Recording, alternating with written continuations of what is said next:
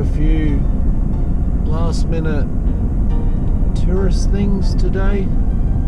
There's an old paddle wheel ship up here called the SS Klondike, so we're just going to pop in and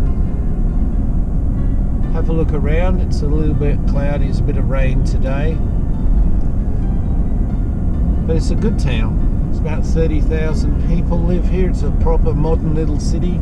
I would say it's about the same side as Newcastle, where we live back home. It's got all the facilities that you would need as a traveller, and as a pure tourist destination, it's right on the frontier. It's been a really good stop for us. We've really enjoyed it. Some nice cafes and restaurants and shops and bits and pieces if you wanted them.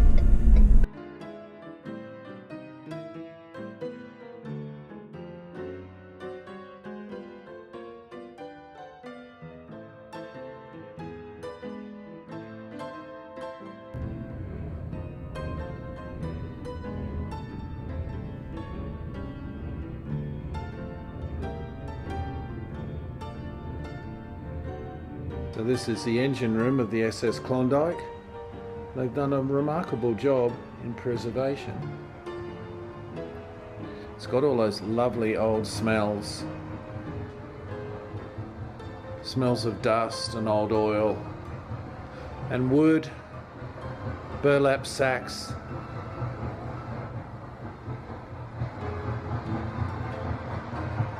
And there's some accommodation down here too. And this ship would apply to Yukon, taking supplies up and down, keeping little settlements alive.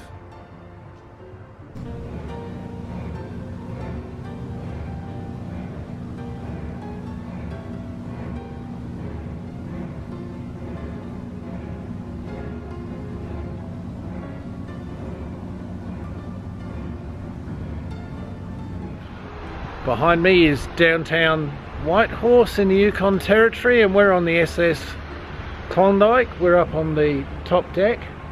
There's an open meat locker behind me, the galley kitchen that they would use to prepare all the meals. It's really interesting. It's well worth a visit. It is free, which makes it even better. Very interesting.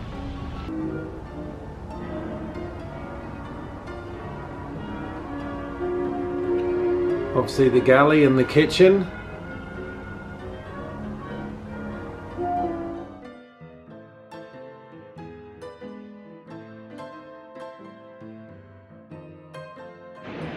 We're at the Fishladder just outside Whitehorse in the Yukon Territory. This is where they monitor and count the amount of salmon that come up the river to spawn in their traditional spawning grounds. It's a distance of like 3,200 kilometres. It's the largest salmon migration in the world. They come from the Bering Sea, travel down. There's a ladder here. The students from local college and high school, they count the fish in batches of 5, release the fish back into the ladder system, and it takes us up just behind the camera over the dam there. So it's really interesting to come and see how they manage their salmon population.